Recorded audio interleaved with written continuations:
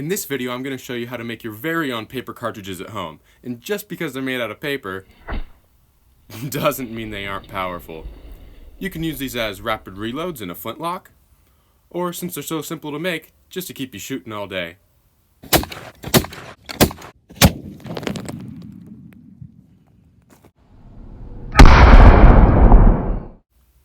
There are many kinds of paper cartridges for all different types of uses. You can see wax slugs, shotgun shells here, and other things as well. But today I'm going to be demonstrating them as rapid reloads for use in a .50 caliber flintlock. Here's my tin full of things that I use to make these paper cartridges. We like Goya, we love Goya, but I'm just going to take off the lid and show you what's inside here. So there's all different kinds of things in here for all different kinds of paper cartridges. So some of these things we won't be using. There's a pouch for some finished cartridges, a powder flask for a different kind of paper cartridge. I'm not going to be using that today. The paper to form the cartridge itself. These can be pretty universal across all different types of paper cartridges and calibers that are being used. Pulling out some marbles that I use in my matchlock. This is the bore butter. That's used in almost any paper cartridge. Some BBs used to make wax slugs. Those are very interesting projectiles, by the way. If you're interested in that, I'll show a video linked up above right here of using those. And finally, there's the candle setup that I used to melt the bore butter.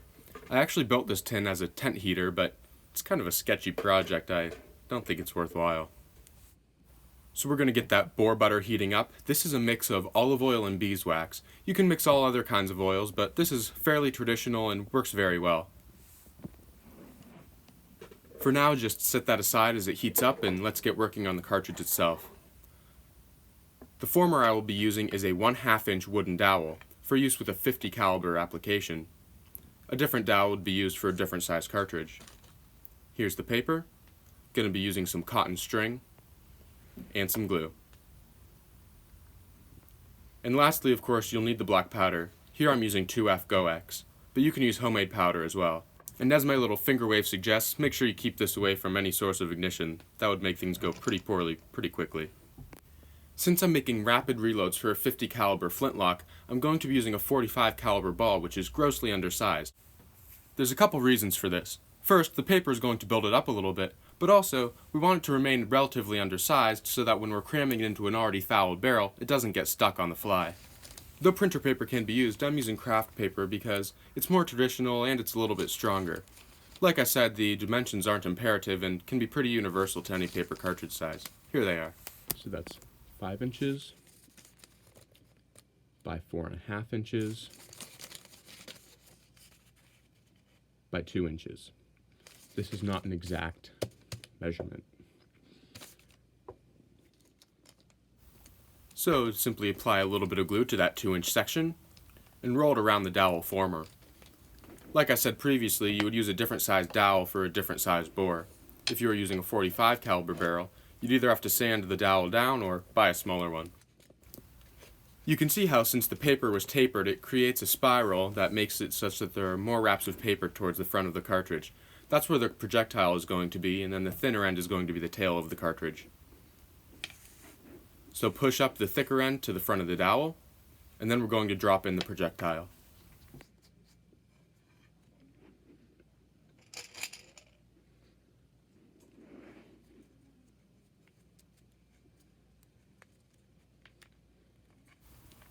Then I just pinch the paper around the tip. I'm going to secure that with what's called a clove hitch knot. I'll demonstrate that here.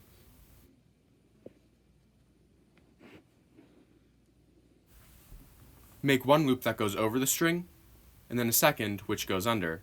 Take the second loop and put it on top of the first, and there's your knot. Put this over top the crimped end of the cartridge, and cinch it down.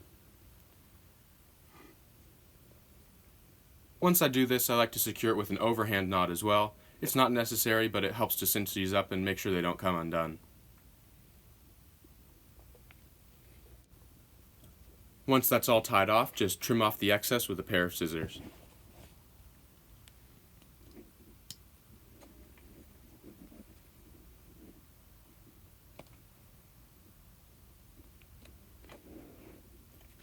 And then repeat this process on the other side of the ball. This is all filmed in real time, and you can see that I'm making a paper cartridge in just a minute or two. It's pretty easy to crank out a whole bunch of these for a whole day of shooting, and you can do it while watching TV or something of the sort.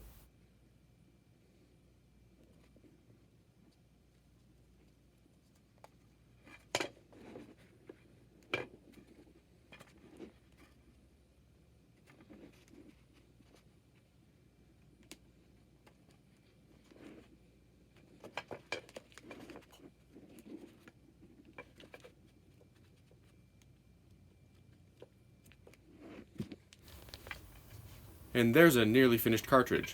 The next thing to do is to load the powder charge. In this case I'm using 90 grains of 2F-GO-X, and then to cinch down the tail.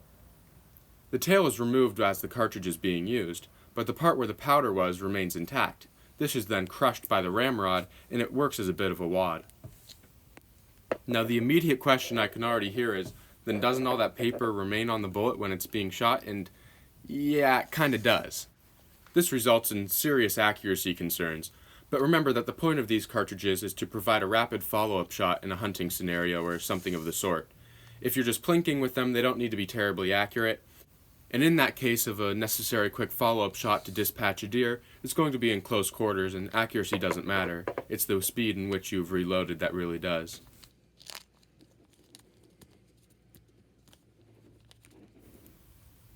Here I'm demonstrating how that tail is folded. Folded in half towards the center, and in half towards the center once more, and then fold it down on itself to crimp it shut. There are other ways that this can be done, but this is the way I like to do it.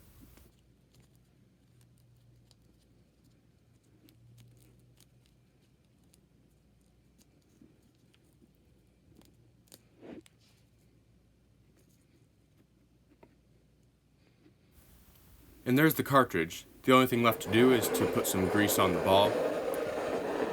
And in this case, the bore butter is on the relatively soft side, meaning that it has more olive oil in it. Make sure that flame is extinguished before greasing them. And then just dip the ball in. And you can dip the whole thing in to waterproof it, but a thicker wax should probably be used for that, and then put the softer bore butter onto the ball itself. Here I'm just greasing the ball, as I've never had problems with water with these, and ultimately it's just inconvenient to have them that greasy. I whipped out 5 of these in just a matter of minutes. Having the cartridges loose in your pouch when you're out hunting or in any other application can kind of cause things to get lost, so I like to put them in a little sachet, and it keeps them separate from the other things in the bag. Obviously this is not necessary. Here I am demonstrating how they are used in a small .50 caliber pistol I made. This is actually a clip from the original video on that project, and I'll link it right here above. Here I'm shooting a wax slug, but the loading process is identical. I've torn off the tail, and then just dumped the cartridge in, ram it home.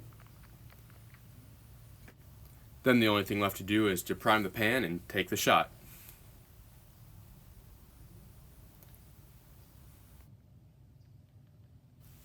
This paper pistol is a matchlock simply because it's too tricky to make a flintlock. But it works all right.